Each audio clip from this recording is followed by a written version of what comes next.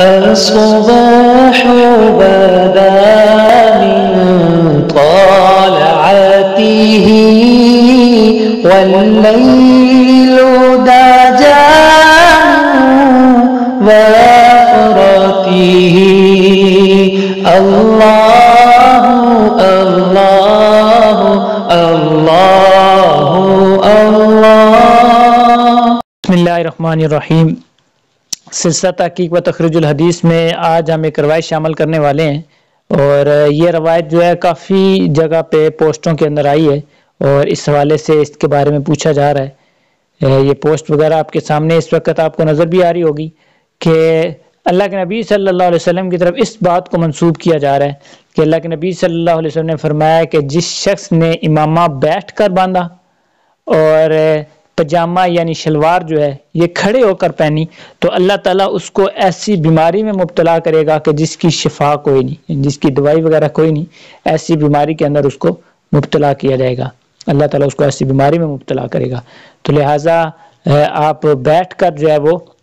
امامہ نہ باندھیں، اور اسی طرح شلوار جو ہے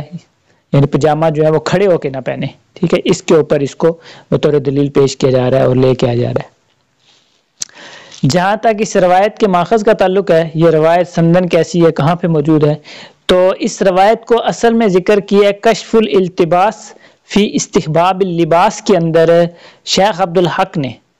ٹھیک ہے۔ شیخ عبدالحق رحمہ اللہ نے اس کو ذکر کیا، متوفہ 1642 عیسوی انہوں نے اس کو ذکر کیا، اور یہ کیونکہ اصل کتاب کے جو ہے کشف الالتباس یہ فارسی میں ہے، اردو اور عربی کے اندر نہیں ہے۔ تو جب اس کا ترجمہ وغیرہ بعض میں اس کا ترجمہ کیا گیا اردو وغیرہ کے اندر، تو اس میں جس وقت اس کو دیکھا گیا اور اصل کتاب کے اندر بھی، تو اس کی کوئی سند وغیرہ ذکر نہیں کی گئی، بلا سندی یہ بات ذکر کی گئی، اور شروع میں جو بات کی گئی اس کو اتنا ذکر کیا گیا کہ امامہ بیٹھ کے باندھا جائے، امامہ بیٹھ کر نہ باندھے اور ازار کھڑے ہو کر نہ پہنے۔ چنانچہ حدیث شریف میں ہے، یہ حدیث شریف کیا کہ پھر آگے اس حدیث کو الفاظ ذکر کیے گئے کہ قال رسول اللہ صلی اللہ علیہ وسلم من تامم قائدا وتسرول قائما ابتلاه الله ببلاء لا دواء له، اللہ کے نبی کی طرف نسبت کی، اور اس سے پیچھے جو ہے جو روایت ذکر کی گئی تو ظاہر اس سے پیچھے سند ہونی چاہیے، کوئی سند وغیرہ ذکر نہیں کی۔ اور یعنی اس کتاب کے علاوہ اس طرح ہوتا ہے جی، چلیں ہو سکتا ہے اس کتاب کے اندر اس کی سند نہ ہو، کسی اور کتاب کے اندر اس کی سند ذکر کر دی گئی ہو، جیسے بعض حضرات نے جب دیکھا گیا تو انہوں نے کہا جی یہ روایت ضعیف ہے جی، تو اب ضعیف تو تب ہوئی کہ جب اس کی سند ہوگی، سند پہ کلام ہوگا تب ضعف آئے گا، لیکن جس وقت دیکھا گیا تو یہ شیخ عبدالحق جو تھے ان کے علاوہ کسی اور مسند ماخذ کے اندر یہ روایت ملی ہی کوئی نہیں، ٹھیک ہے۔ سند تو بڑی دور کی بات ہے، تو جب تک اس کی سند نہ ملے تو تب تک اس کو تو بیان نہیں کیا جا سکتا۔ پھر اللہ کے نبی صلی اللہ علیہ وسلم کی طرف اس کی نسبت کرنا یہ بہت جو ہے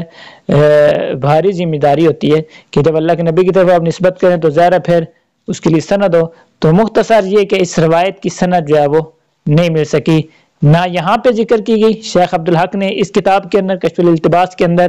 اور نہ ہی اس کتاب کے علاوہ یا ہوتا آپ سے محشی ذکر کر دے انہوں نے بھی ایسا نہیں کیا، مترجم نے بھی اس کو ذکر نہیں کیا، اور نہ ہی کسی اور نے جہاں جہاں پہ یہ روایت وغیرہ ملی ہے کسی اور کتاب وغیرہ کے اندر، تو کسی کتاب کے اندر بھی اس کی سند نہیں مل سکی، مسند ماخذ کے اندر بھی نہیں مل سکی۔ اہل سنت کا تو یہ حال ہے، اہل سنت۔ اور میں ایک چیز ذکر کروں کہ یہاں پہ بعض حضرات نے فتویٰ جب دیا، فتاوی وغیرہ لکھے، تو انہوں نے اس روایت کو وہاں پہ ذکر کیا بطور دلیل کے، استدلال لیا اس روایت سے کہ اس وجہ سے یہ کام اس طرح کرنا چاہیے کیونکہ اللہ کے نبی نے یہ فرمایا، اور پھر یہ اس روایت کا حوالہ، لیکن روایت کا حوالہ تو تب بھرے جب اس کی سند ہو، تو اس کی سند ہی نہیں مل سکی۔ شیعہ حضرات نے انہوں نے بھی اپنی کافی کتب میں ان الفاظ کے ساتھ اور کچھ الفاظ کے فرق کے ساتھ اس روایت کو ذکر کیے، ٹھیک ہے، لیکن کہیں بھی اس کی کوئی مسند ماخذ کے اندر یا اس کی جو سند نہیں مل سکی، لہذا اس روایت کو اللہ کے نبی کی طرف منسوب بالکل نہ کیا جائے۔ اب آتے ہیں ہم ایک دوسری چیز کی طرف، وہ یہ تو روایت کی بات ہوئی۔ بعض حضرات نے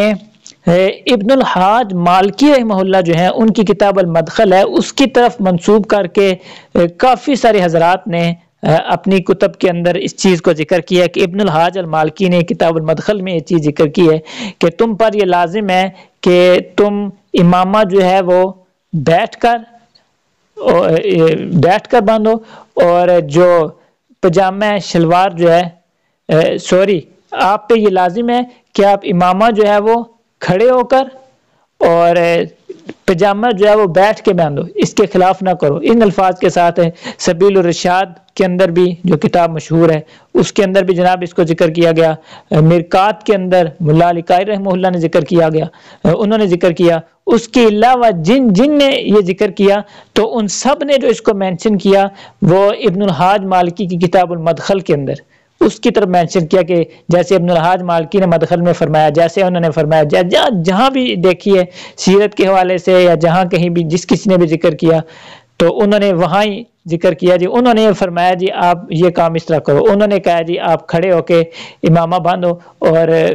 بیٹھ کے جناب وہ شلوار یعنی کہ پجامہ بیٹھ کے باندھو، علیہ کا ان الفاظ کے ساتھ۔ تو جس وقت ہم نے کتاب المدخل ابن الحاج مالکی کی دیکھی، ہم نے کہا ہو سکتا ہے ممکن ہے انہوں نے یہ سب حضرات ان کی طرف اس کو مینشن کر رہے ہیں، تو ممکن ہے وہاں پہ اس کی کوئی حدیث وغیرہ ہو یا کوئی اثر ہو یا کوئی اور ایسی چیز ہو۔ تو جس وقت ہم نے کتاب المدخل ابن الحاج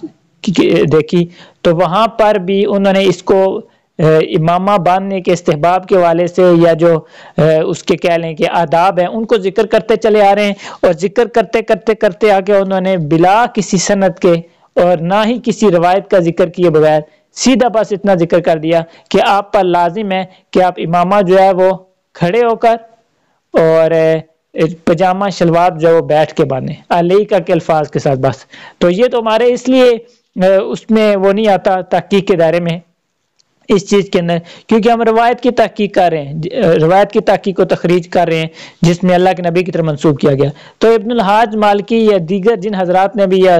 مرکات کے اندر ملا علی قاری نے یا دیگر نے بھی جس نے بھی ذکر کیا، وہ بغیر روایت کے ذکر کیے انہوں نے ابن حاج مالکی کا ذکر کیا ہے۔ تو اب روایت تو ہم بالکل ذکر نہیں کر سکتے جب تک کہ اس کی سند نہ ملے۔ باقی جہاں تک بات ہے جی بیٹھ کے باندھنا چاہیے یہ عمل، یہ کھڑے ہو کے کرنا چاہیے، تو اس میں کوئی نہیں۔ ہاں اگر کسی کی عادت ہے یا سطر کے طور پہ وہ بیٹھ کے پجامہ یا شلوار پہنتا ہے، یا اس کو سہولت اس طرح کی ہے کہ وہ کیا نام ہے اس کا کھڑے ہو کر امامہ باندھتا ہے یا بیٹھ کے باندھتا ہے، تو اس میں کسی قسم کا کوئی مسئلہ نہیں ہے۔ مسئلہ تب ہوگا جب آپ اس کو بطور حدیث ذکر کریں گے کہ اللہ کے نبی کی سنت یہ تھی، یہ اللہ کے نبی سے یہ چیز ثابت ہے، یا اللہ کے نبی نے فرمایا جی آپ اس طرح یہ کام کرو، تو وہاں پر آپ کو پھر کسی مضبوط دلیل کی ضرورت ہوتی ہے۔ تو اگر آپ کے پاس دلیل نہ ہو تو اس کی نسبت اللہ کے نبی کی طرف آپ نہیں کر سکتے۔ ہاں اپنی آپ کی ایک عادت ہے کہ آپ کو سہولت لگتی ہے یا آپ سطر کے طور پہ اس کو بہتر سمجھتے ہیں، یا سہولت آپ کو لگتی ہے جی آپ یہ عمل اس طرح کر لیتے ہیں، تو وہ ایک آپ کا اپنا ذاتی عمل ہے یا ذاتی فعل ہے، لیکن جب اس کی نسبت اللہ کے نبی کی طرف ہوگی تو پھر ایسے نسبت آپ نہیں کر سکتے، اس کے لیے آپ کے پاس کوئی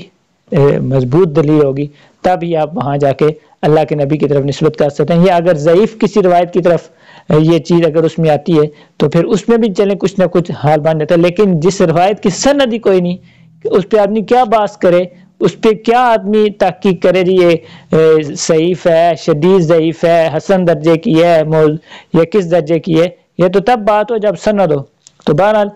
خلاصہ اس ہماری ساری بات کا یہ ہوا کہ یہ جو پوسٹ وغیرہ ہم نے شروع میں آپ کو دکھائی ہے تو یہ کسی مسند ماخذ وغیرہ کے اندر ہمیں نہیں مل سکی، اس کی سند وغیرہ اس روایت کی نہیں مل سکی، لہذا اس کی نسبت اللہ کے نبی کی طرف کرنے میں احتیاط کیجیے۔ وصلی اللہ علی النبی الامی۔